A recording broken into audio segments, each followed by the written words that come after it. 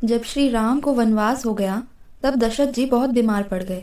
तो कौशल्या जी को कहने लगे कि मैं तुम्हें एक बात बताता हूँ। एक बार मैं देवताओं की तरफ से युद्ध करने गया था। आकाश लोक में असुरों और देवताओं की लड़ाई होती ही रहती थी। एक बार मैं बहुत घायल हो गया और धरती पर आ गिरा।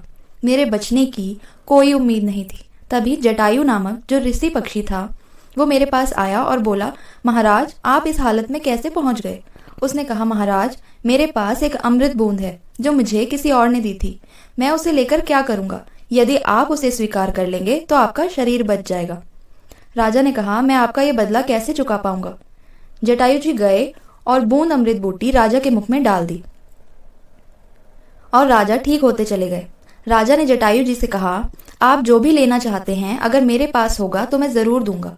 तो जटायु जी ने कहा कि राजा की सेवा करना और रक्षा करना तो हमारा धर्म है, इसके बदले भला क्या लेना उचित रहेगा।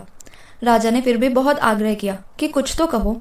तो जटायु राज जी बोले, मैं अब बूढ़ा होने जा रहा हूँ, मुझे कोई अपना बालक दे दे जो मेरी सेवा कर सके। राजा ने जब बालक की बात सुनी तो वो बहुत परेशान हो गए और बोले, आपने मांगा भी तो क्या, मेरी तो कोई संतान ही नहीं है।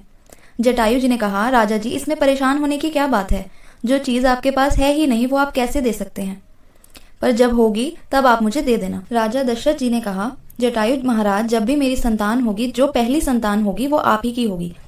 और इस प्रकार कौशल्या जी से कहने लगे कि राम को तो हमने पैदा होने से पहले ही दान कर दिया था, इसीलिए अब वो हमारे पास नहीं है तो जरूर जटायु जी के पास पहुंच गए होंगे।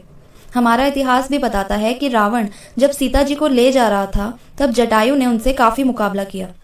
जब राम जी की भेंट जटायु से हुई तो उसने सारी बात श्री राम को बताई।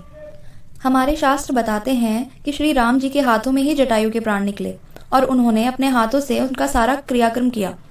दान की महिमा भी अपनी ही होती है। दान बड़े बड़े लोगों को भी अपनी ताकत दिखा देता है, मगर दान हमेशा सुपात्र को ही दिया जाना चाहिए, यानी जिसको जरूरत हो।